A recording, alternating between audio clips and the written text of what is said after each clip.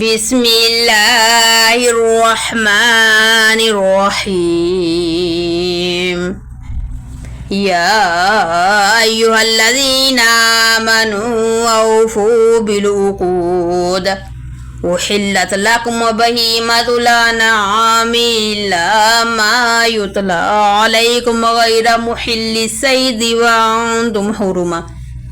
إن الله يحكم ما يريد.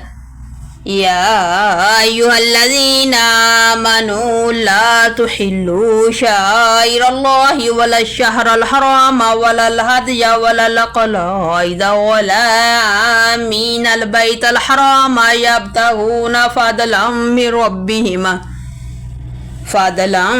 ربهم ورضوانا.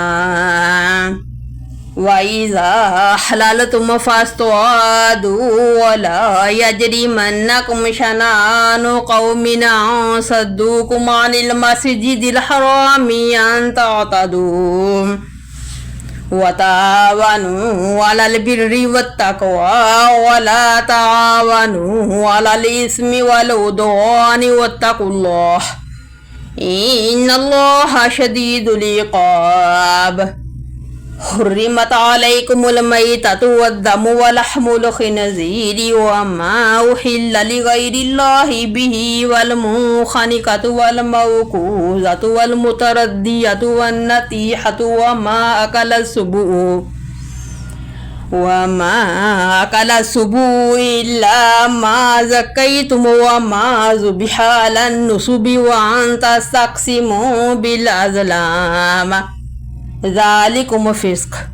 اليوم يئس الذين كفروا من دينكم فلا تخشوهم واخشون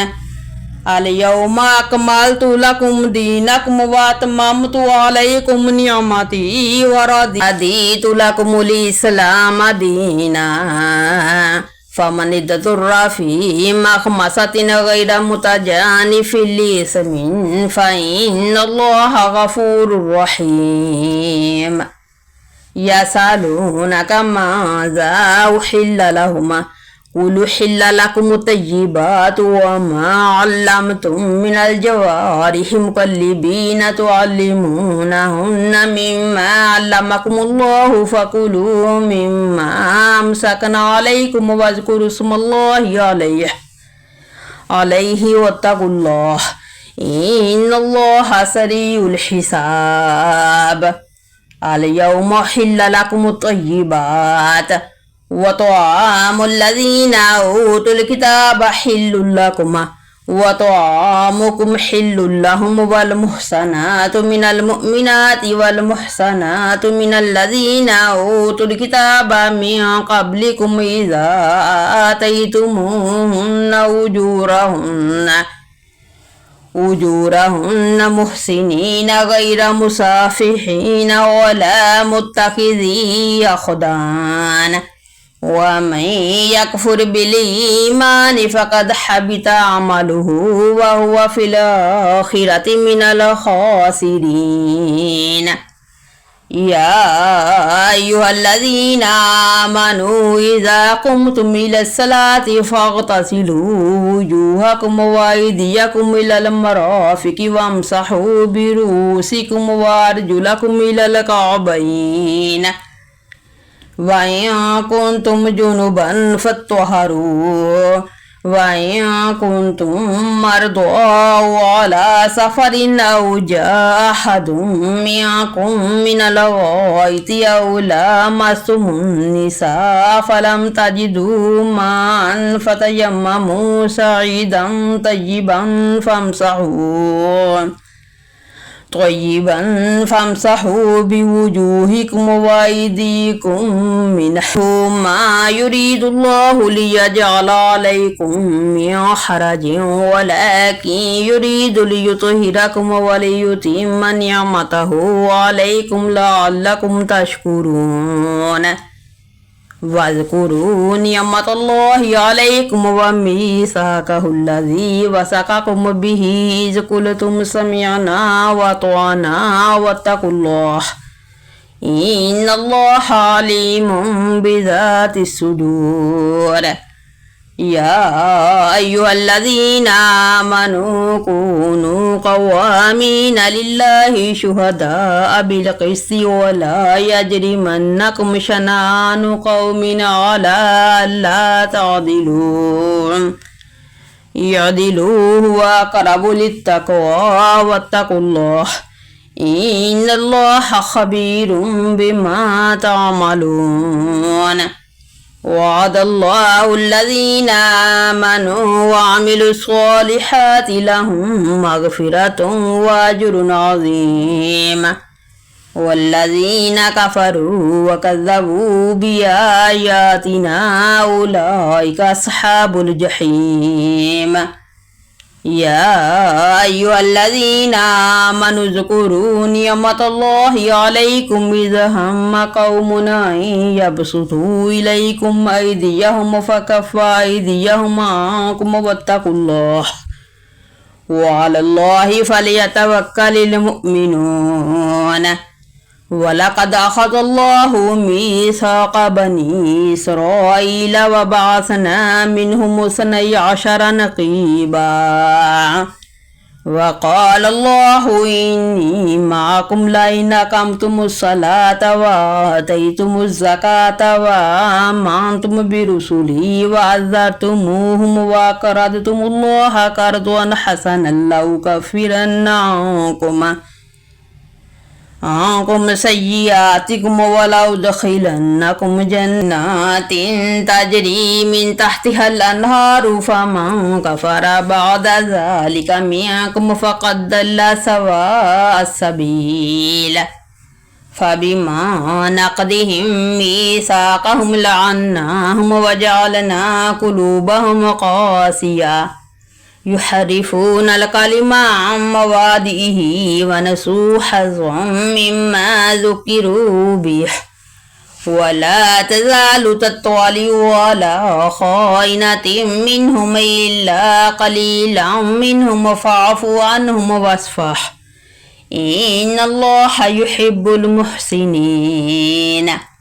ومن الذين قالوا إنا نصارى أخذنا ميثاقهم فنسوا حظا مما ذكروا به فأغرينا بينكم العداوة والبغضاء إلى يوم القيامة وسوف ينبئهم الله بما كانوا يصنعون يا أهل الكتاب قد جاءكم رسولنا يبين لكم كثيرا مما كنتم تخفون من الكتاب ويعفو عن كثير قد جاءكم من الله نور وكتاب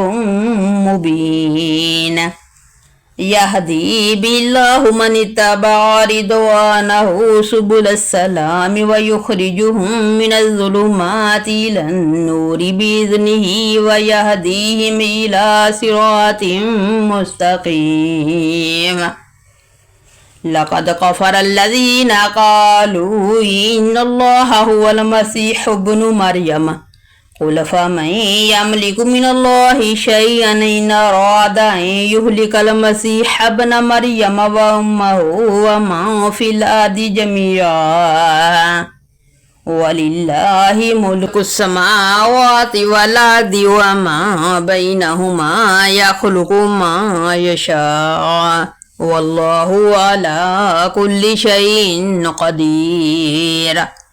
وقالت اليهود والنصارى نحن أبناء الله وأحباؤه قل فلم يعذبكم بذنوبكم بل أنتم بشر ممن خلق يغفر لمن يشاء ويعذب من يشاء ولله ملك السماوات والأرض وما بينهما وإليه المصير يا أهل الكتاب قد جاءكم رسولنا يبين لكم على فترة من الرسل أن تقولوا ما جاءنا من بشير ولا نذير فقد جاءكم بشير ونذير والله على كل شيء قدير. وإذ قال موسى لقومه يا قوم اذكروا نعمة الله عليكم إذ جعل فيكم أنبياء وجعلكم ملوكا وآتاكم ما لم يؤت أحدا من العالمين. يا قوم ادخلوا الأرض المقدسة التي كتب الله لكم ولا ترتدوا على أدباركم فتنقلبوا خاسرين. قالوا يا موسى إن فيها قوما جبارين وإنا لن ندخلها حتى يخرجوا منها فإن يخرجوا منها فإنا داخلون. قال رجلان من الذين يخافون أنعم الله عليهم ادخلوا عليهم الباب فإذا دخلتموه فإنكم غالبون وعلى الله فتوكلوا إن كنتم مؤمنين. قالوا يا موسى إنا لن ندخلها أبدا ما داموا فيها فاذهب أنت وربك فقاتلا إنا هاهنا قائدون. قال رب إني لا أملك إلا نفسي وأخي فافرق بيننا وبين القوم الفاسقين. قال فإنها محرمة عليهم 40 سنة يتيهون في الأرض فلا تأس على القوم الفاسقين. واتل عليهم نبأ ابني آدم بالحق إذ قربا قربانا فتقبل من أحدهما ولم يتقبل من الآخر قال لأقتلنك قال إنها يتقبل الله من المتقين. لئن بسطت إلي يدك لتقتلني ما أنا بباسط يدي إليك لأقتلك إني أخاف الله رب العالمين. إني أريد أن تبوء بإثمي وإثمك فتكون من أصحاب النار وذلك جزاء الظالمين. فتوعت له نفسه قتل أخيه فقتله فأصبح من الخاسرين. فبعث الله غرابا يبحث في الأرض ليريه كيف يواري سوءة أخيه قال يا ويلتى عجزت أن أكون مثل هذا الغراب فأواري سوءة أخي فأصبح من النادمين. من أجل ذلك كتبنا على بني إسرائيل أنه من قتل نفسا بغير نفس أو فساد في الأرض فكأنما قتل الناس جميعا ومن أحياها فكأنما أحيا الناس جميعا. ولقد جاءتهم رسلنا بالبينات ثم إن كثيرا منهم بعد ذلك في الأرض لمسرفون. إنما جزاء الذين يحاربون الله ورسوله ويسعون في الأرض فسادا أن يقتلوا أو يسلبوا أو تقطع أيديهم وأرجلهم من خلاف أو ينفوا من الأرض ذلك لهم خزي في الدنيا ولهم في الآخرة عذاب عظيم. إلا الذين تابوا من قبل أن تقدروا عليهم فاعلموا أن الله غفور رحيم. يا أيها الذين آمنوا اتقوا الله وابتغوا إليه الوسيلة وجاهدوا في سبيله لعلكم تفلحون إن الذين كفروا لو أن لهم ما في الأرض جميعا ومثله معه ليفتدوا به من عذاب يوم القيامة ما تقبل منهم ولهم عذاب أليم يريدون أن يخرجوا من النار وما هم بخارجين منها ولهم عذاب مقيم والسارق والسارقة فاقطعوا أيديهما جزاء بما كسبا نكالا من الله والله عزيز حكيم فمن تاب من بعد ظلمه وأصلح فإن الله يتوب عليه إن الله غفور رحيم ألم تعلم أن الله له ملك السماوات والأرض يعذب من يشاء ويغفر لمن يشاء والله على كل شيء قدير يا أيها الرسول لا يحزنك الذين يسارعون في الكفر من الذين قالوا آمنا بأفواههم ولم تؤمن قلوبهم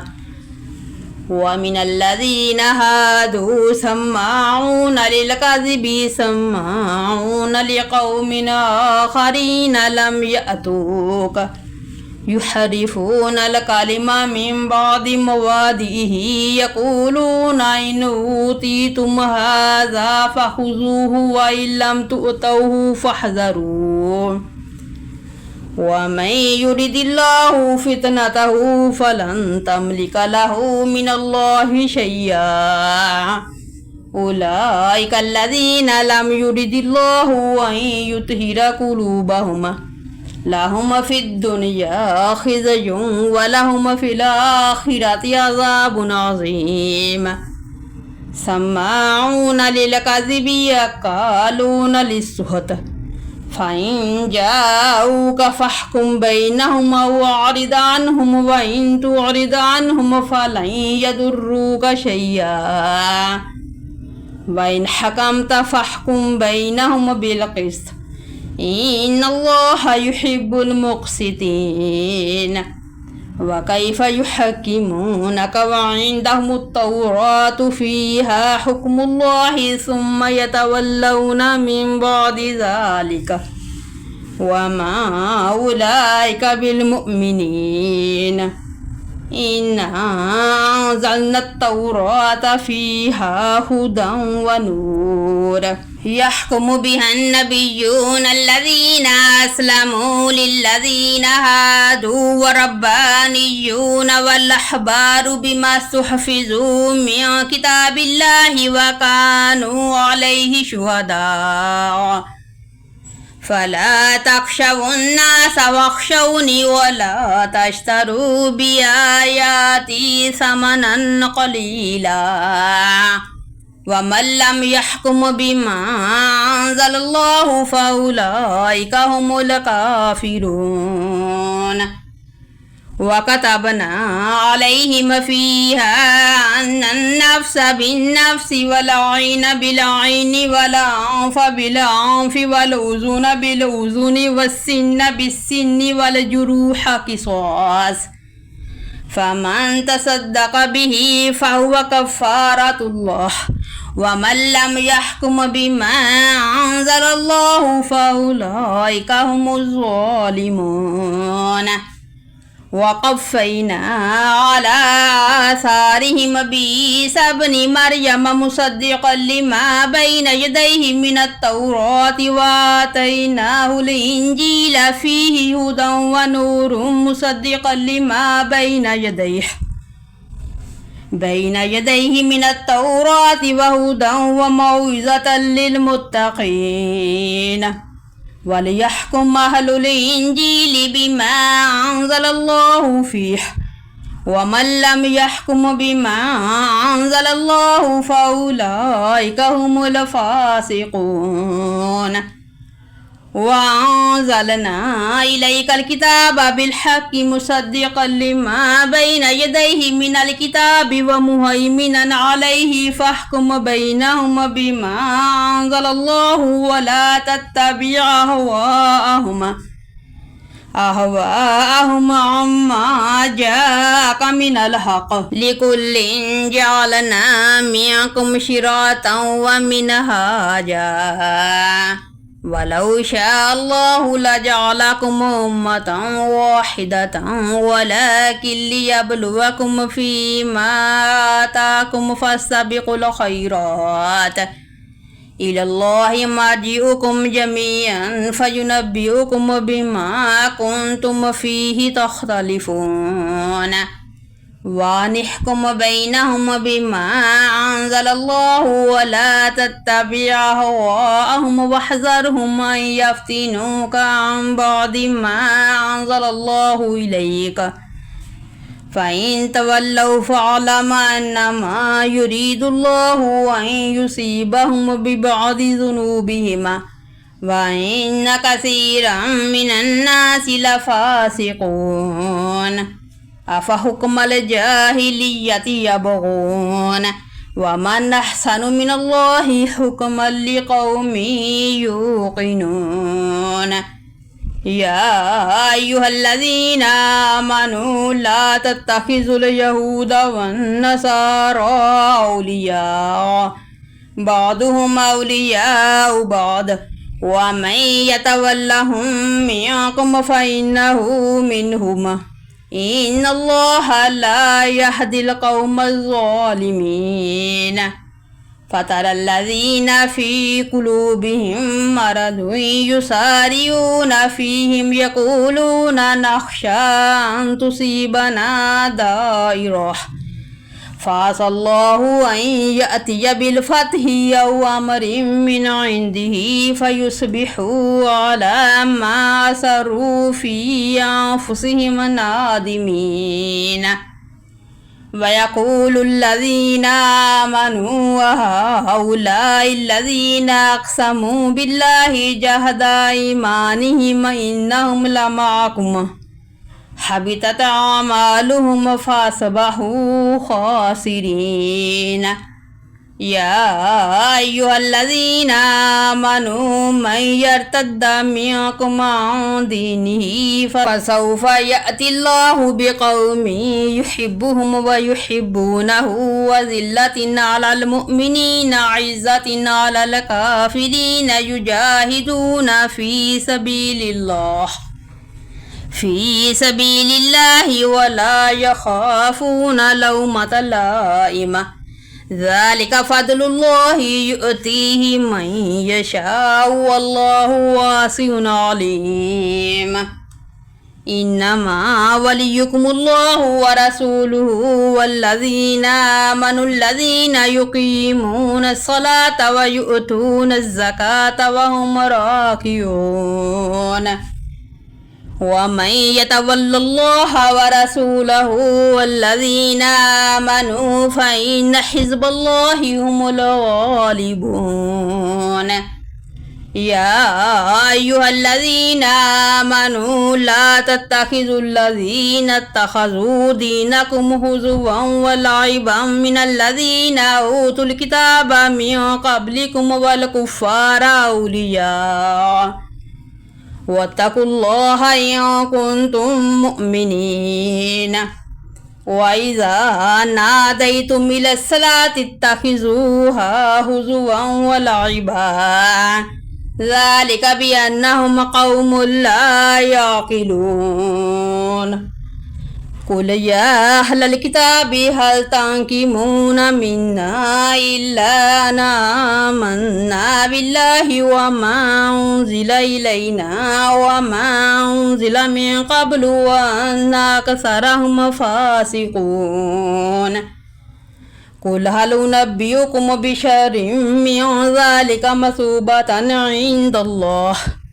من لعنه الله وغضب عليه وجعل منهم القردة والخنازير وعبد الطاغوت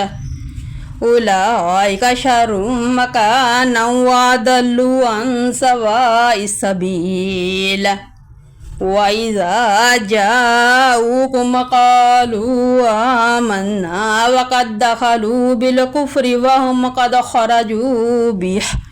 والله أعلم بما كانوا يكتمون وترى كثيرا منهم يسارعون في الإثم والعدوان وأكلهم السحت لبئس ما كانوا يعملون لولا ينهاهم الربانيون والأحبار عن قولهم الإثم وأكلهم السحت لبئس ما كانوا يصنعون وقالت اليهود يد الله مغلولة غلت أيديهم ولعنوا بما قالوا بل يداه مبسوطتان ينفق كيف يشاء وليزيدن كثيرا منهم ما أنزل إليك من ربك طغيانا وكفرا وألقينا بينكم العداوة والبغضاء إلى يوم القيامة كلما أوقدوا نارا للحرب أطفاها الله ويسعون في الأرض فسادا والله لا يحب المفسدين ولو أن أهل الكتاب آمنوا واتقوا لكفرنا عنهم سيئاتهم ولأدخلناهم جنات النعيم ولو أنهم أقاموا التوراة والإنجيل وما أنزل إليهم من ربهم لأكلوا من فوقهم ومن تحت أرجلهم منهم أمة مقتصدة وكثير منهم ساء ما يعملون يا أيها الرسول بلغ ما أنزل إليك من ربك وإن لم تفعل فما بلغت رسالته والله يعصمك من الناس إن الله لا يهدي القوم الكافرين قل يا أهل الكتاب لستم على شيء حتى تقيموا التوراة والإنجيل وما أنزل إليكم من ربكم ولا يزيدن كثيرا منهم ما أنزل إليك من ربك طغيانا وكفرا فلا تأس على القوم الكافرين إن الذين آمنوا والذين هادوا والصابئون والنصارى من آمن بالله واليوم الآخر وعمل صالحا فلا خوف عليهم ولا هم يحزنون لقد أخذنا ميثاق بني إسرائيل وأرسلنا إليهم رسلا كلما جاءكم رسول بما لا تهوى أنفسهم فريقا كذبوا وفريقا يقتلون وحسبوا ألا تكون فتنة فعموا وصموا ثم تاب الله عليهم ثم عموا وصموا كثير منهم والله بصير بما يعملون لقد كفر الذين قالوا إن الله هو المسيح ابن مريم وقال المسيح يا بني إسرائيل اعبدوا الله ربي وربكم إنه من يشرك بالله فقد حرم الله عليه الجنة ومأواه النار وما للظالمين من أنصار لقد كفر الذين قالوا إن الله ثالث ثلاثة وما من إله إلا إله واحد وإن لم ينتهوا عما يقولون ليمسن الذين كفروا منهم عذاب أليم أفلا يتوبون إلى الله ويستغفرونه والله غفور رحيم ما المسيح ابن مريم إلا رسول قد خلت من قبله الرسل وأمه صديقة كانا يأكلان الطعام انظر كيف نبين لكم الآيات ثم انظر أنا يؤفكون قل تعبدون من دون الله ما لا يملك لكم ضرا ولا نفعا والله هو السميع العليم قل يا أهل الكتاب لا تغلوا في دينكم غير الحق ولا تتبعوا أهواء قوم قد ضلوا من قبل وضلوا كثيرا وضلوا عن سواء السبيل لعن الذين كفروا من بني إسرائيل على لسان داود وعيسى بن مريم ذلك بما عصوا وكانوا يعتدون كانوا لا يتناهون عن منكر فعلوه لبئس ما كانوا يفعلون ترى كثيرا منهم يتولون الذين كفروا لبئس ما قدمت لهم أنفسهم أن سخط الله عليهم وفي العذاب هم خالدون ولو كانوا يؤمنون بالله والنبي وما أنزل إليه ما اتخذوهم أولياء ولكن كثيرا منهم فاسقون لتجدن أشد الناس عداوة للذين آمنوا اليهود والذين أشركوا ولتجدن أقربهم مودة للذين آمنوا الذين قالوا إنا نصارى ذلك بأن منهم قسيسين ورهبانا وأنهم لا يستكبرون وإذا سمعوا ما أنزل إلى الرسول ترى أعينهم تفيض من الدمع مما عرفوا من الحق يقولون ربنا آمنا فاكتبنا مع الشاهدين وما لنا لا نؤمن بالله وما جاءنا من الحق ونطمع أن يدخلنا ربنا مع القوم الصالحين فأصابهم الله بما قالوا جنات تجري من تحتها الأنهار خالدين فيها وذلك جزاء المحسنين والذين كفروا وكذبوا بآياتنا أولئك أصحاب الجحيم يا أيها الذين آمنوا لا تحرموا طيبات ما أحل الله لكم ولا تعتدوا إن الله لا يحب المعتدين وكلوا مما رزقكم الله حلالا طيبا واتقوا الله الذي أنتم به مؤمنون لا يؤاخذكم الله باللغو في أيمانكم ولكن يؤاخذكم بما عقدتم الأيمان فكفارته إطعام 10 مساكين من أوسط ما تطعمون أهليكم أو كسوتكم أو تحرير رقبة فمن لم يجد فصيام 3 أيام ذلك كفارة أيمانكم إذا حلفتم واحفظوا أيمانكم كذلك يبين الله لكم آياته لعلكم تشكرون يا أيها الذين آمنوا إنما الخمر والميسر والأنصاب والأزلام رجس من عمل الشيطان فاجتنبوه لعلكم تفلحون إنما يريد الشيطان أن يوقع بينكم العداوة والبغضاء في الخمر والميسر ويصدكم عن ذكر الله وعن الصلاة فهل أنتم منتهون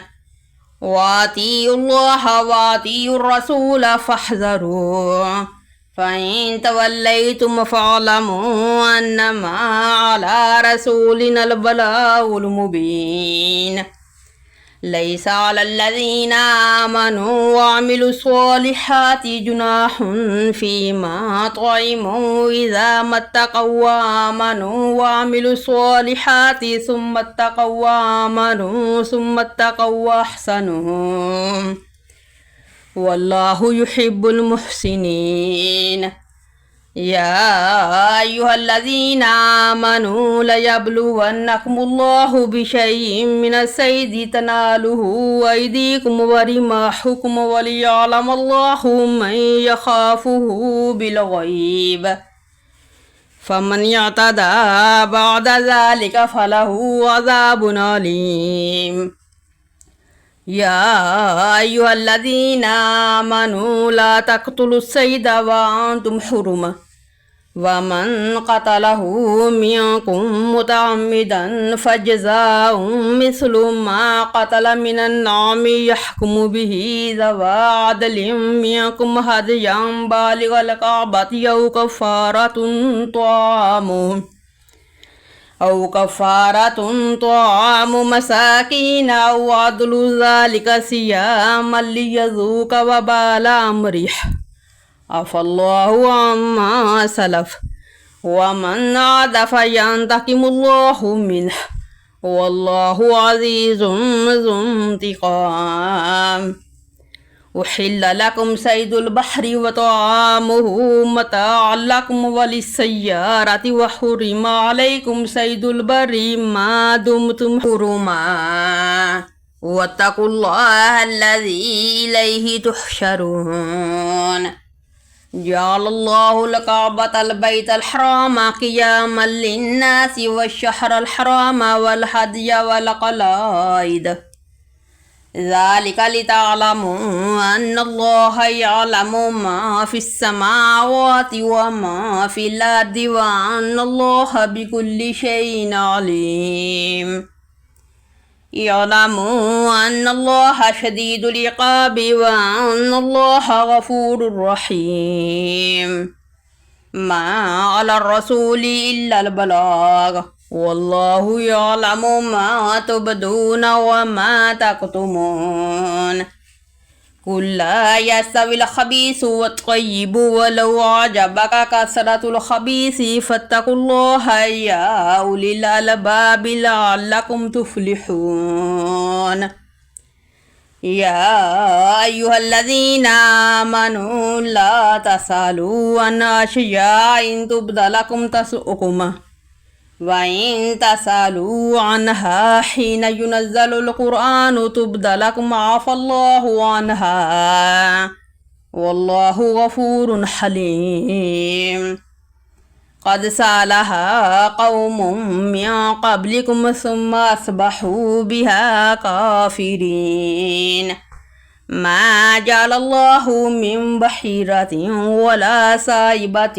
ولا وسيلة ولا حام ولكن الذين كفروا يفترون على الله الكذب وأكثرهم لا يعقلون وإذا قيل لهم تعالوا إلى ما أنزل الله وإلى الرسول قالوا حسبنا ما وجدنا عليه آباءنا أولو كان آباؤهم لا يعلمون شيئا ولا يهتدون يا أيها الذين آمنوا عليكم أنفسكم لا يضركم من ضل إذا اهتديتم إلى الله مرجعكم جميعا فينبئكم بما كنتم تعملون. يا أيها الذين آمنوا شهادة بينكم إذا حضر أحدكم الموت حين الوصية اثنان ذوى عدل منكم أو آخران من غيركم إن أنتم ضربتم في الأرض فأصابتكم مصيبة الموت تحبسونهما من بعد الصلاة فيقسمان بالله إن ارتبتم لا نشتري به ثمنا ولو كان ذا قربى ولا نكتم شهادة الله إنا إذا لمن الآثمين. فإن عثر على أنهما استحقا إثما فآخران يقومان مقامهما من الذين استحق عليهم الأوليان فيقسمان بالله لشهادتنا حق من شهادتهما وما اعتدينا إنا إذا لمن الظالمين. ذلك أدنى أن يأتوا بالشهادة على وجهها أو يخافوا أن ترد أيمان بعد أيمانهم واتقوا الله واسمعوا والله لا يهدي القوم الفاسقين.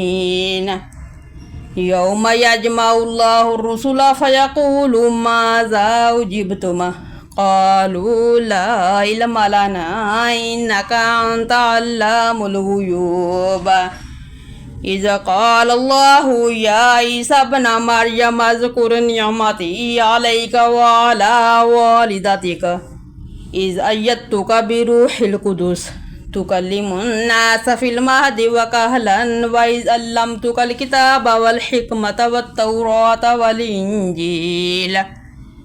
وإذ تخلق من الطين كهيئة الطير بإذني فتنفخ فيها فتكون طيرا بإذني وتبرئ الأكمه والأبرص بإذني وإذ تخرج الموتى بإذني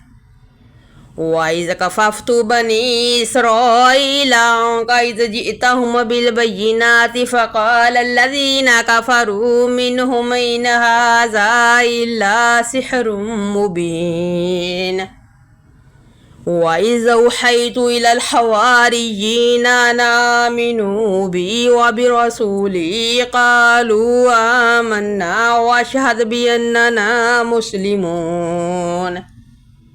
إذ قال الحواريون يا عيسى ابن مريم هل يستطيع ربك أن ينزل علينا مائدة من السماء قالوا اتقوا الله إن كنتم مؤمنين. قالوا نريد أن نأكل منها وتطمئن قلوبنا ونعلم قد صدقتنا ونكون عليها من الشاهدين. قال عيسى ابن مريم اللهم ربنا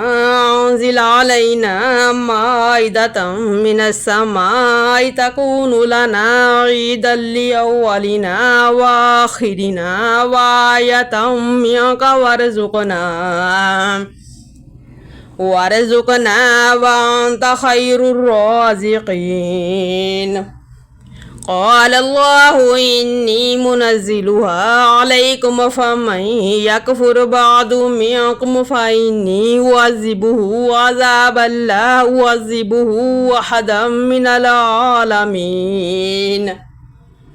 وإذا قال الله يا عيسى ابن مريم أنت قلت للناس اتخذوني وأمي إلهين من دون الله قال سبحانك ما يكون لي أن أقول ما ليس لي بحق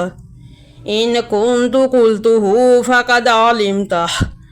تعلم ما في نفسي ولا أعلم ما في نفسك إنك أنت علام الغيوب ما قلت لهم إلا ما أمرتني به أن يعبدوا الله ربي وربكم وكنت عليهم شهيدا ما دمت فيهم فلما توفيتني كنت أنت رقيب عليهم وأنت على كل شيء شهيد إن تعذبهم فإنهم عبادك وإن تغفر لهم فإنك أنت العزيز الحكيم قال الله هذا يوم ينفع الصادقين صدقهم